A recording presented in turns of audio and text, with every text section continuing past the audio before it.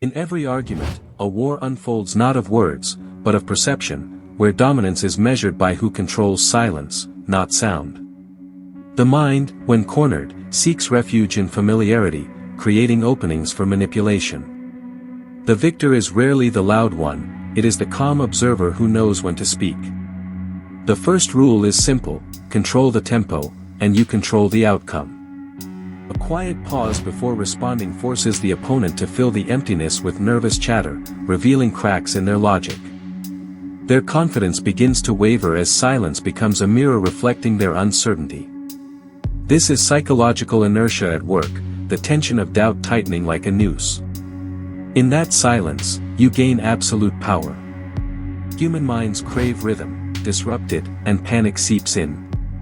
When you interrupt someone gently, almost politely, the disruption masquerades as calm curiosity. Beneath the surface, it dismantles their thought flow, making them forget their strongest points. A breaking rhythm is the hidden fracture line of persuasion. Every argument lives on one battlefield, the need to be right. Feed your opponent small validations, and they drift unknowingly into your control. Compliments, wrapped in soft tones, lower their guard faster than aggression ever could. Once their ego relaxes, plant the seed of your truth deep within their acceptance.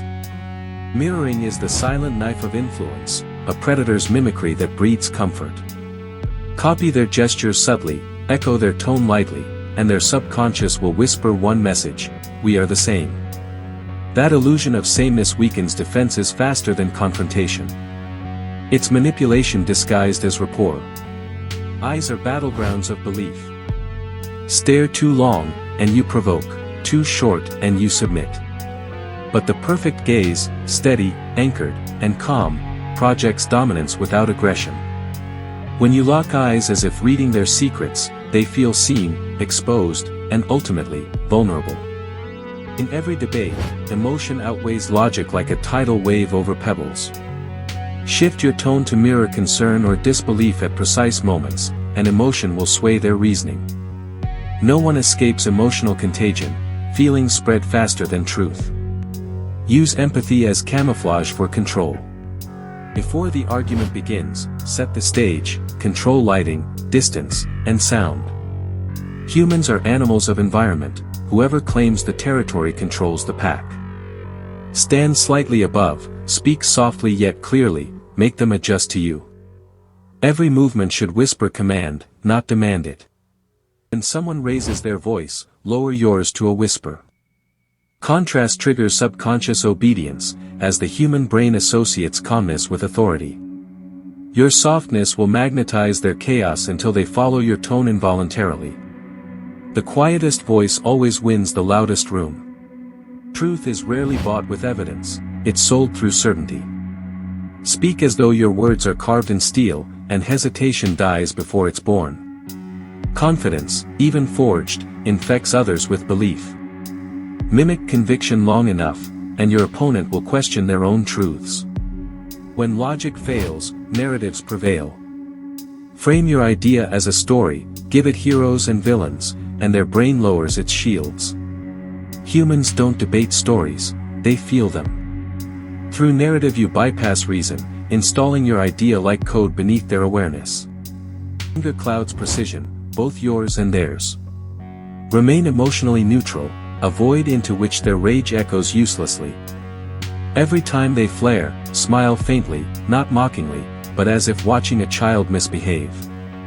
Eventually their fury burns oxygen faster than their argument can survive.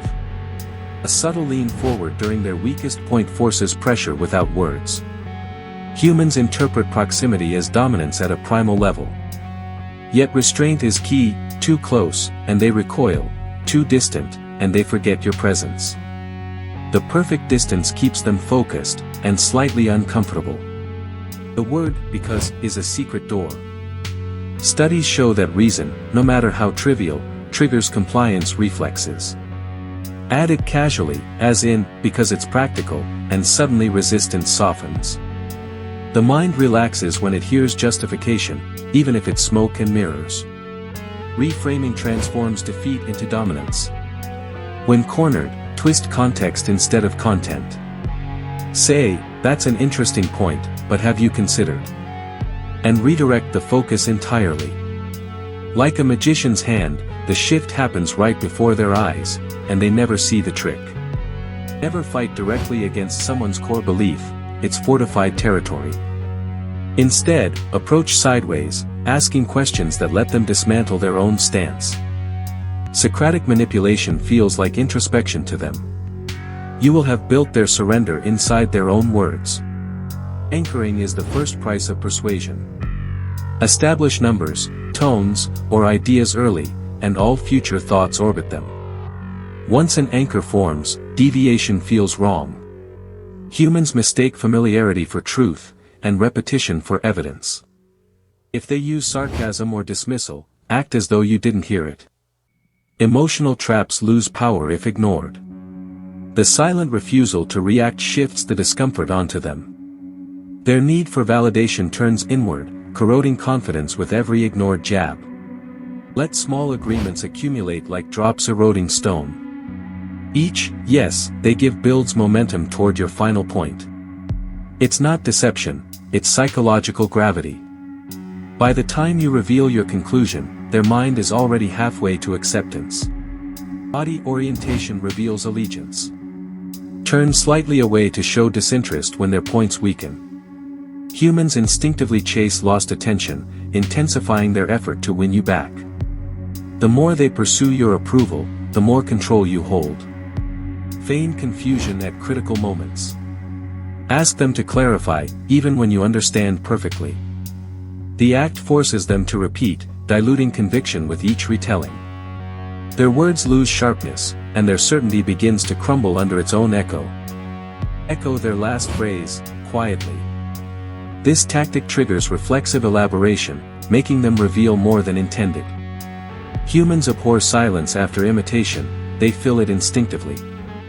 With every repetition, you pull deeper into their psychological core.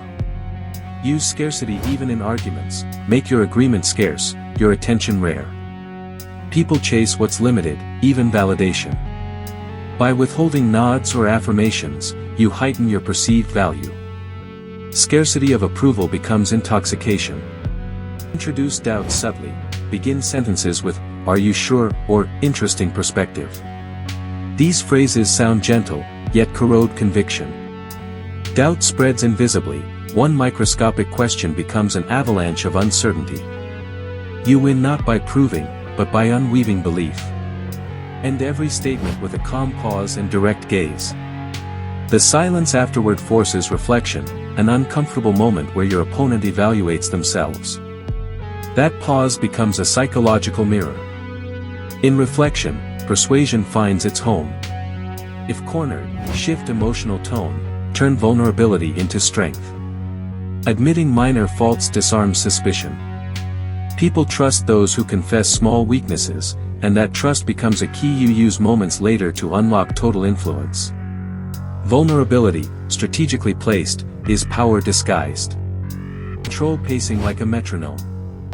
When stakes rise, slow your speech, forcing the other to match or stumble. Pace dictates mood, mood dictates perception. Whoever sets tempo writes the rhythm of victory. Authority is often invisible, it hides in posture. Straight spine, relaxed shoulders, still hands, this physical stability radiates control. People unconsciously obey what feels solid. The body communicates power long before the mouth ever speaks it. When they demand answers, ask questions. Redirecting pressure disrupts their control loop, forcing them into defense. Every question you pose bends their argument back upon itself. Experts manipulate not by knowing more, but by asking better. Keep your arguments short but layered. Simplicity obscures manipulation, while complexity gives them threads to pull apart. Precision feels factual, brevity feels undeniable. Short sentences deliver heavy psychological weight. Collapse their certainty by invoking higher authority, experts say, statistics show. Whether real or fabricated, the invocation shifts their attention from you to an imagined power. Deference to authority is hardwired, even the confident bow before it subconsciously. During closing moments, lower volume and pacing once more.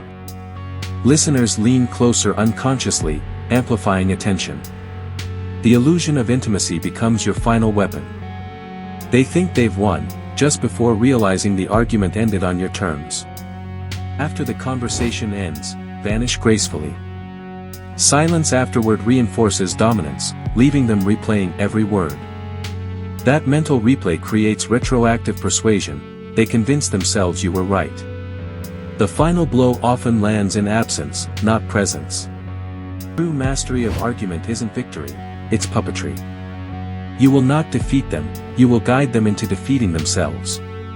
The greatest manipulators leave no fingerprints, only outcomes that feel self-chosen. That is the darkest triumph of human psychology. In the end, persuasion is neither good nor evil, it is a weapon forged from understanding human behavior. Those who wield it carelessly burn bridges, those who understand it rewrite destiny. Every argument is a stage, every silence a move. Choose each wisely, and the world will bend.